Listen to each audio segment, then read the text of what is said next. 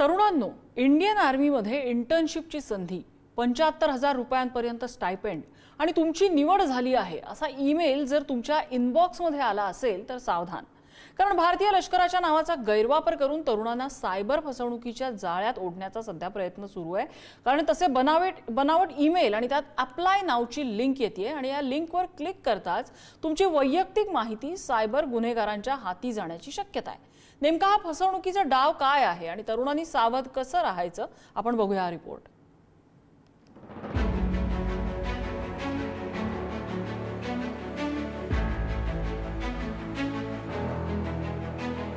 Indian army मध्ये internship, 75,000 रुपयांपर्यंत stipend आणि त्यात तुमची निवड झाल्याचा ईमेल तुमच्या इनबॉक्स मध्ये आला तर साहजिकच तुमचा आनंद गगनात मावणार नाही. पण थांबा, तरुणांसाठी ही ऑफर नक्कीच आकर्षक आहे. मात्र याच आकर्षणाचा फायदा आता सायबर गुन्हेगार घेतायत.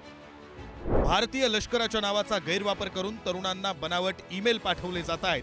या मेलमध्ये तुमची इंटर्नशिपसाठी निवड झाल्याचं सांगितलं जातं आणि पुढील प्रक्रियेसाठी अप्लाय किंवा अप्लाय नावची लिंक दिली जाते.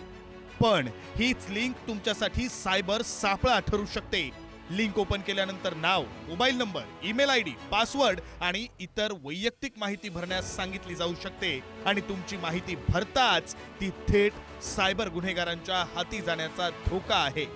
पण सायबर हल्ला कसा होतो ते पाहू. बनावट ईमेलचा फिशिंग अलर्ट येतो. त्यात अप्लाय नावची लिंक असते. लिंकवर क्लिक करताच खरी वाटेल अशी हुबेहूब बनावट वेबसाईट उघडते. त्यात वैयक्तिक माहिती भरून घेतली जाते. यामुळे आपला डेटा सायबर गुन्हेगारांच्या हाती जातो आणि यातून आर्थिक फसवणुकीचा धोका वाढतो. मात्र या प्रकरणामध्ये एक महत्त्वाची गोष्ट लक्षात घेणं गरजेचं आहे.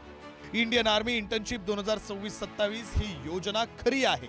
यंदा भारतीय लष्कराकडून 43 विशेष प्रकल्पांमध्ये विद्यार्थ्यांना इंटर्नशिपची संधी देण्यात आली आहे. या इंटर्नशिपचा कालावधी हा 75 दिवसांचा आहे.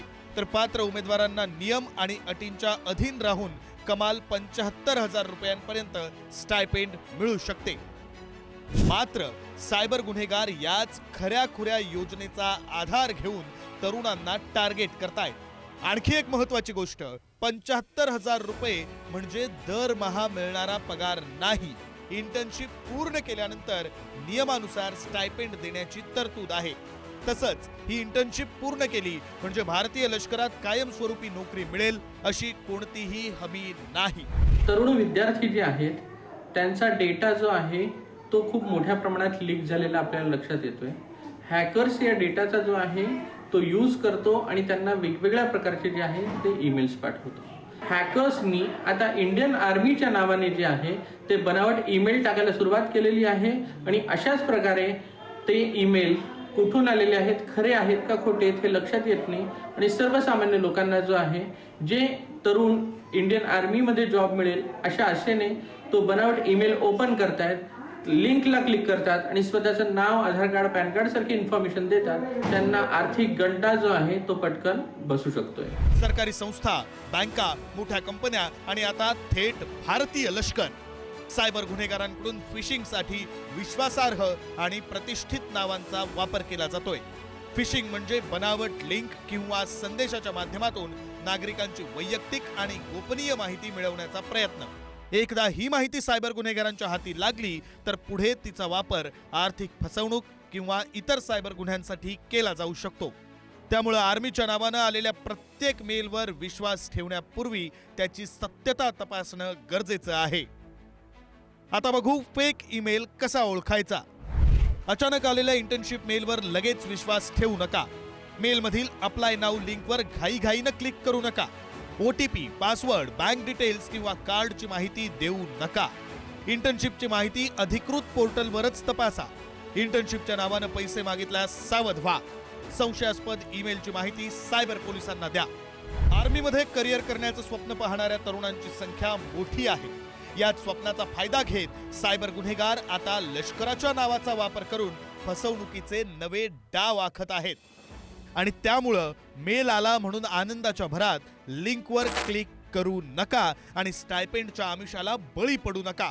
कारण इंटर्नशिपची संधी खरी असली तरी तुमच्या इनबॉक्समध्ये आलेला मेल खरा असेलच असं नाही. लष्कराचं नाव, 75,000 स्टायपेंडचा आमिष आणि एका क्लिकचा सापळा. खऱ्या इंटर्नशिप आहे म्हणून प्रत्येक ईमेल खरा असेलच असं नाही. त्यामुळे ऑफर दिसली म्हणून लगेच क्लिक करू नका. लिंकची सत्यता पडताळा आणि त्यानंतरच तुमची जी अधिकृत माहिती आहे ती वेबसाईटवरती किंवा ईमेलवरती अपलोड करा, असं आवाहन पुढारी मार्फत आम्ही सुद्धा करत आहोत. व्हिडिओ नागेश सोबत नंदकिशोर गावडे, पुढारी न्यूज, मुंबई.